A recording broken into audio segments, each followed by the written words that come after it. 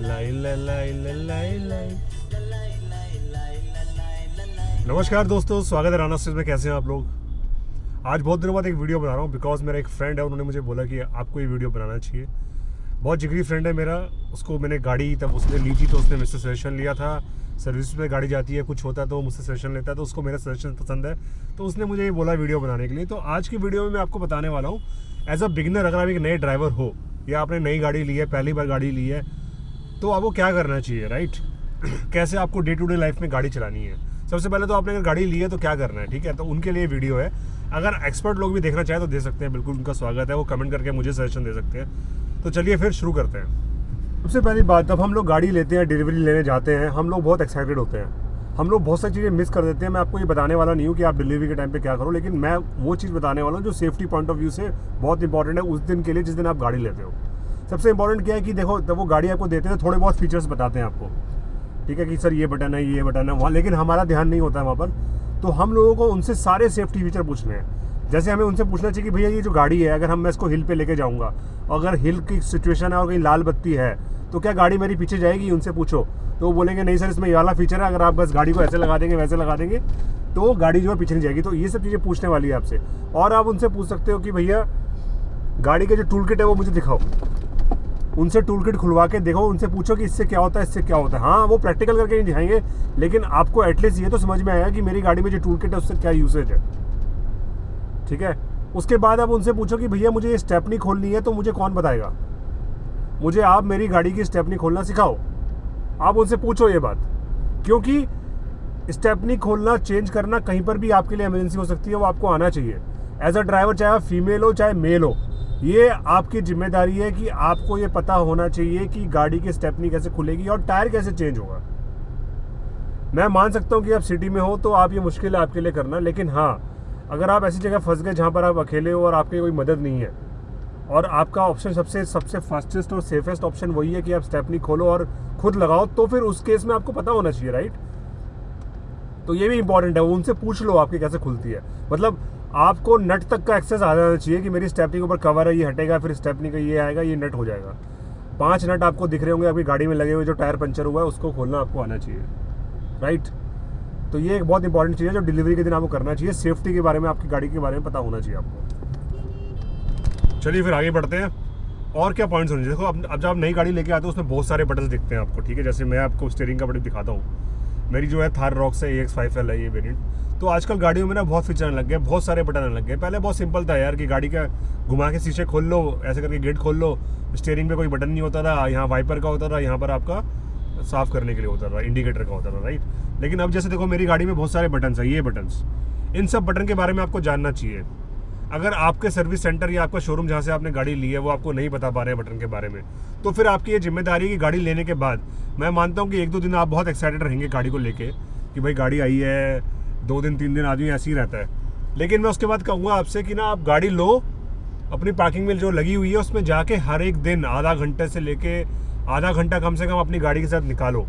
चलाना नहीं है उसको, गाड़ी को ऑन करो, AC ऑन करो, सारे फीचर देखो, बैठो उसके अंदर आधा घंटा AC चला के और पता लगाओ कि कहाँ पर बटन में कहाँ क्या हो रहा है। स्टीयरिंग बटन में कहाँ क्या है, सेटिंग में क्या है, ठीक है, इंस्ट्रूमेंट क्लस्टर में कहाँ पर कौन सी सुई है, क्या डिस्प्ले चेंज हो सकता है, कैसे हो सकता है, अगर आपकी गाड़ी में एडास है तो कैसे कौन कौन से फीचर ऑन करने ऑफ करने, इस सब के बारे में आपको पता होना चाहिए। आप पता करो, ठीक है।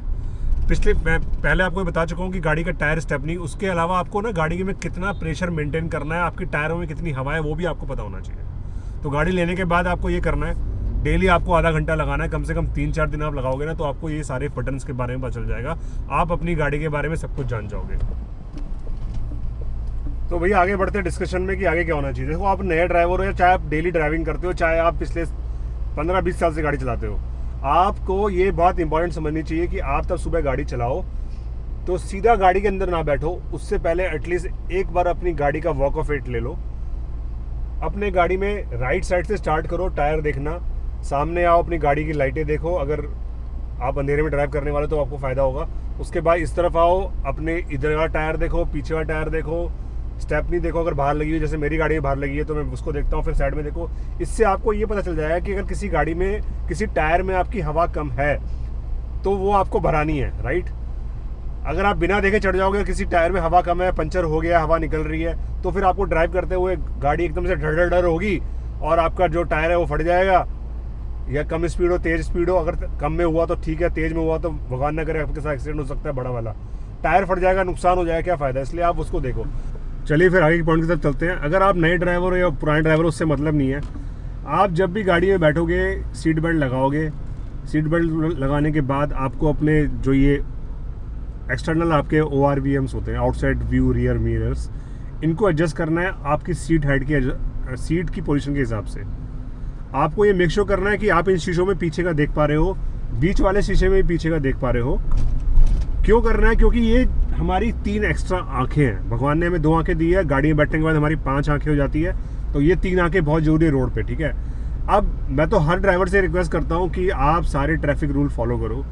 जहाँ पर लाल बत्ती है वहाँ पर जेब्रा क्रॉसिंग में रुको, कभी भी ओवर स्पीडिंग मत करो, राइट से ही ओवरटेकिंग करो, इंडिकेटर दे के ही लेफ्ट राइट काटो। बिकॉज ये जो कानून है ना, काफ़ी बेसिक है और आपकी सेफ्टी के लिए है। तो एज अ नया ड्राइवर तो आपको पहले बहुत काम होकर गाड़ी चलानी है, और आपको लगता है कि आप नई चीज़ें सीख पा रहे हो, टाइम लग रहा है, तो आप गाड़ी को स्लो चलाओ। सपोज करो आपको चलानी है 60 पे, लेकिन आप 40 पे चलाओ। क्योंकि उससे होगा क्या, कम स्पीड पे जब आप गाड़ी चलाते हो तो आपका जो माइंड है ना, सामने हो रहे एक्शंस के लिए आपको टाइम मिलता है और आप डिसाइड करने में कि करना क्या है, आपको ईजी हो जाता है। लेकिन अगर आप स्पीड में हो और सामने एकदम से कुछ हो जाता है तो आपको एकदम से डिसीजन नहीं ले पाओगे। ट्रैफिक रूल फॉलो करने हैं, ठीक है। उसके बाद अगर आपकी गाड़ी ऑटोमेटिक है या मैनुअल है, वो चलती कैसे है। अगर आप पहली बार चला रहे हो, पहली बार तो आप नहीं चला रहे हो अगर आपने गाड़ी ले ली है तो, लेकिन फिर भी आपको उसके बारे में आपको लगता है कि यार मैं कभी मेरी गाड़ी झटका खा रही है गियर चेंज करने में मैनुअल में, या कुछ भी ऐसा हो रहा है, तो आप उसका वीडियो देखो, ट्यूटोरियल देखो, लोगों से पूछो, उसको इम्प्रूव करो। ऐसा नहीं कि उसी को लेके आप चलते रहो।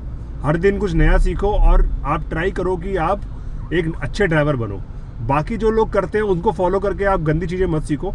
आप एक नया ट्रेंड सेटअप करो कि मैं एक नया ड्राइवर हूँ, मैं अच्छी चीज़ें सीख सकता हूँ और मैं वही इंप्लीमेंट। सो फ्रेंड्स, मैं आ गया हूँ आखिरी पार्ट में वीडियो के।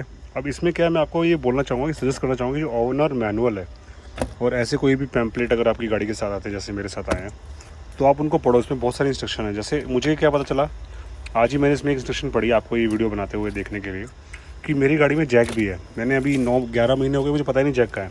तो इंस्ट्रक्शन में लिखा हुआ था कि जैक जो है इसके नीचे है। तो अगर आप ये पढ़ोगे ना, तो आपको कुछ हिडन चीज़ें पता चल जाएगी अपनी गाड़ी के बारे में, जो आपको वैसे नहीं मिलेगी। देखो इसमें कितना कुछ लिखा हुआ है, ठीक है गाइस। तो यही था इस वीडियो में। अगर आपको पसंद आएगा तो लाइक कीजिए, शेयर कीजिए, सब्सक्राइब कीजिए राना स्पेस को। मिलते हैं किसी और वीडियो में। जय हिंद, जय भारत।